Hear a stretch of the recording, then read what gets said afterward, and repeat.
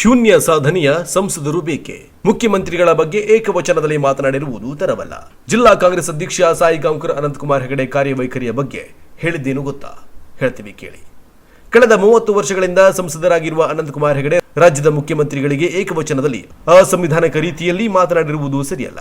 ಈ ರೀತಿ ಅಸಂಬದ್ಧವಾಗಿ ಮಾತನಾಡುವ ಬದಲು ಸಂಸದರಾಗಿ ತಮ್ಮ ಕಾಲಾವಧಿಯಲ್ಲಿ ಅಭಿವೃದ್ಧಿ ಅನುದಾನ ಜಿಲ್ಲೆಯಲ್ಲಿ ಎಲ್ಲೆಲ್ಲಿ ಹಂಚಿಕೆ ಮಾಡಿದ್ದಾರೆ ಎನ್ನುವುದನ್ನು ತಿಳಿಸಲಿ ಎಂದು ಜಿಲ್ಲಾ ಕಾಂಗ್ರೆಸ್ ಅಧ್ಯಕ್ಷ ಸಾಯಿ ಗಾಂವ್ಕರ್ ವಾಗ್ದಾಳಿ ನಡೆಸಿದ್ದಾರೆ. ಪಟ್ಟಣದ ಖಾಸಗಿ ಹೋಟೆಲ್ ಸಭಾಂಗಣದಲ್ಲಿ ಜಿಲ್ಲಾ ಕಾಂಗ್ರೆಸ್ ಮತ್ತು ಬ್ಲಾಕ್ ಕಾಂಗ್ರೆಸ್ ಅಂಕೋಲ ಘಟಕದ ವತಿಯಿಂದ ಕರೆದ ಪತ್ರಿಕಾಗೋಷ್ಠಿಯಲ್ಲಿ ಮಾತನಾಡಿದ ಅವರು, ಸಂಸದರಾಗಿ ಅನಂತಕುಮಾರ್ ಹೆಗಡೆ ಅವರ ಕಾರ್ಯ ಶೂನ್ಯ. ಜಿಲ್ಲೆಯ ಯಾವೊಂದು ಅಭಿವೃದ್ಧಿ ಕೆಲಸಗಳಿಗೂ ಅವರು ಸ್ಪಂದಿಸಿಲ್ಲ. ಮಳೆಗಾಲ ಪ್ರಾರಂಭವಾದರೆ ಗುಡುಗು ಸಿಡಿಲುಗಳು ಬಂದು ಹೋಗುವಂತೆ ಚುನಾವಣೆಯ ಸಂದರ್ಭದಲ್ಲಿ ಗುಡುಗುವ ಹೆಗಡೆ ಅವರು ಜನರ ಮಧ್ಯೆ ದ್ವೇಷದ ಬೀಜಗಳನ್ನು ಬಿತ್ತುತ್ತಾರೆ. ಮುಂದಿನ ಬಾರಿ ಬಿಜೆಪಿಯಿಂದ ಅವರಿಗೆ ಟಿಕೆಟ್ ದೊರೆತರೂ ಅವರು ಗೆಲ್ಲುವುದಿಲ್ಲ. ಯಾಕೆಂದ್ರೆ ಪದೇ ಪದೇ ಸುಳ್ಳನ್ನ ಹೇಳಿ ಜನರನ್ನ ನಂಬಿಸಲಾಗುವುದಿಲ್ಲ. ಈ ಬಾರಿ ಜನತೆಗೆ ಅರ್ಥವಾಗಿದೆ. ದೇಶದಲ್ಲಿ 11ಕ್ಕೂ ಅಧಿಕ ಧರ್ಮಗಳು, 6,000ಕ್ಕೂ ಅಧಿಕ ಜಾತಿಗಳು ಇದ್ದು ವಿವಿಧತೆಯಲ್ಲಿ ಏಕತೆಯ ತತ್ವದ ಅಡಿಯಲ್ಲಿ ಎಲ್ಲರೂ ಒಂದುಗೂಡಿ ಬಾಳುತ್ತಿದ್ದಾರೆ. ಆದರೆ ಸಂಸದರು ಕೋಮು ಸೌಹಾರ್ದ ಕದಡುವ ರೀತಿಯಲ್ಲಿ ಮಾತನಾಡುತ್ತಾರೆ. ಮುಖ್ಯಮಂತ್ರಿಗಳಿಗೆ ಏಕವಚನದಲ್ಲಿ ಮಾತನಾಡುವ ಮೂಲಕ ಸುಸಂಸ್ಕೃತ ಸುಶಿಕ್ಷಿತರೆನಿಸಿಕೊಳ್ಳಬೇಕಿದ್ದ ಸಂಸದರು ಇಡೀ ರಾಜ್ಯದ ಮುಂದೆ ತಪ್ಪು ಸಂದೇಶವನ್ನ ನೀಡಿದ್ದಾರೆ. ಇದನ್ನ ಜಿಲ್ಲಾ ಕಾಂಗ್ರೆಸ್ ತೀವ್ರವಾಗಿ ಖಂಡಿಸುತ್ತದೆ ಎಂದರು. ಕಲ್ಲೋಲ ಆಗಲಿಕ್ಕೆ ಪ್ರಾರಂಭವಾಗಿದೆ. ಅನಂತಕುಮಾರ್ ಹೆಗಡೆ ಅವರು 30 ವರ್ಷದಿಂದ ನಮ್ಮ ಉತ್ತರ ಕನ್ನಡದ ಲೋಕಸಭೆಯ ಪ್ರತಿನಿಧಿಯಾಗಿ ಕಾರ್ಯನಿರ್ವಹಿಸಿದ್ದಾರೆ. ಆದರೆ ಅವರ ಕಾರ್ಯ ಏನೇ ಇದ್ರೂ ಶೂನ್ಯ ಅಂತ ಹೇಳ್ಬೋದು.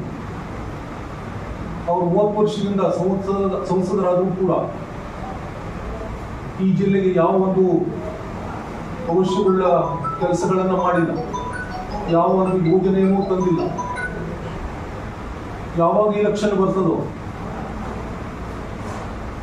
ಎಲೆಕ್ಷನ್ ಸಮೀಪ ಬಂದಂತೆ ಒಂದು 5-6 ತಿಂಗಳು ಮೊದಲು ಬಂದು ಮಳೆಗಾಲ ಏನು ಪ್ರಾರಂಭವಾದ ಗುಡುಗು ಸಿಡಿಲು ಕಾಣಿಸ್ತದೋ ಅದೇ ರೀತಿ ಬಂದು ಇಲ್ಲೆಲ್ಲ ಗುಡುಗಿ ಜನರ ನಡುವೆ ದ್ವೇಷದ ಭಾವನೆ ಹುಟ್ಟಿಸಲಿಕ್ಕೆ ಕಾರಣರಾಗ್ತಾರೆ. ಧರ್ಮದ ಮಧ್ಯೆ ಬೀಜ ಬಿತ್ತಿಸಲಿಕ್ಕೆ ನೇರ ಕಾರಣಕರ್ತರು ಅಂದ್ರೆ ನಮ್ಮ ಸಂಸದರು ಹೇಳಿದ್ರೆ ತಪ್ಪಾಗಲಿಕ್ಕಿಲ್ಲ. ಅಂಕೋಲಾ ಬ್ಲಾಕ್ ಕಾಂಗ್ರೆಸ್ ಅಧ್ಯಕ್ಷ ಪಾಂಡುರಂಗಗೌಡ ಮಾತನಾಡಿ, 4.5 ವರ್ಷ ಕಳೆದ ಬಳಿಕ ಚುನಾವಣೆಯ ಸಂದರ್ಭದಲ್ಲಿ ಮಾತ್ರ ನಿದ್ದೆಯಿಂದ ಎದ್ದು ಬಂದಂತಿರುವ ಸಂಸದರಾದ ಅನಂತಕುಮಾರ್ ಹೆಗಡೆ ತಮ್ಮ ಬೇಳೆ ಬೇಯಿಸಿಕೊಳ್ಳುವ ಮಾತುಗಳನ್ನು ಆಡುತ್ತಾರೆ. ಈ ಹಿಂದೆ ಸಂವಿಧಾನ ಬದಲಾವಣೆ ಮಾಡುತ್ತೇವೆ ಎಂದು ಹೇಳಿದರು. ಅದು ವ್ಯರ್ಥ ಹೇಳಿಕೆಯಾಗಿಯೇ ಉಳಿಯಿತು. ಜಾತಿ, ಧರ್ಮ, ಕೋಮು ಗಲಭೆಗಳಿಗೆ ಕಾರಣವಾಗುವ ಹೇಳಿಕೆ ನೀಡಿ ಒಡಕು ಮೂಡಿಸಿ ಮತಗಳಿಕೆಯ ಕಲೆಯನ್ನು ಅವರು ಕರಗತ ಮಾಡಿಕೊಂಡಿದ್ದಾರೆ. 30 ವರ್ಷಗಳಿಂದ ಸಂಸದರ ನಿಧಿಯನ್ನ ಯಾವ ತಾಲೂಕುಗಳ ಅಭಿವೃದ್ಧಿಗೆ ಬಿಡುಗಡೆ ಮಾಡಿದ್ದಾರೆ ಎನ್ನುವ ಬಗ್ಗೆ ಅವರು ಸ್ಪಷ್ಟಪಡಿಸಲಿ ಎಂದು ಕಟುವಾಗಿ ಟೀಕಿಸಿದರು. ಯಾಕಂದ್ರೆ ಇದು ಸುಸಂಸ್ಕೃತರು ನೀಡುವಂತ ಹೇಳಿಕೆಗಳಲ್ಲ. ಯಾರು ಸುಸಂಸ್ಕೃತ ಅಲ್ಲವೋ ಅಂಥವರು ಈ ಸಂವಿಧಾನದ ಹುದ್ದೆಯಲ್ಲಿ ಇದ್ದಂಥವರು ಹೇಳಿಕೆ ನೀಡಬಾರದು.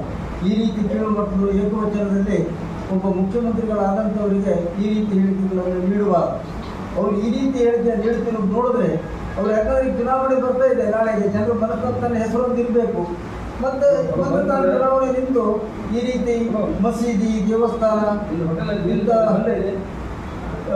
ಇಂಥ ಜಿಲ್ಲಾ ಕಾಂಗ್ರೆಸ್ ಮಹಿಳಾ ಘಟಕದ ಅಧ್ಯಕ್ಷೆ ಸುಜಾತಾ ಗಾಂವ್ಕರ್ ಮಾತನಾಡಿ, ಪ್ರಣಾಳಿಕೆಯಲ್ಲಿ ಕೊಡುವ ಭರವಸೆಗಳನ್ನು ಈಡೇರಿಸುವ ಮೂಲಕ ದೇಶದಲ್ಲೇ ನುಡಿದಂತೆ ನಡೆಯುವ ಮುಖ್ಯಮಂತ್ರಿ ಎಂದು ಸಿದ್ದರಾಮಯ್ಯನವರು ಹೆಸರು ಗಳಿಸಿಕೊಂಡಿದ್ದಾರೆ.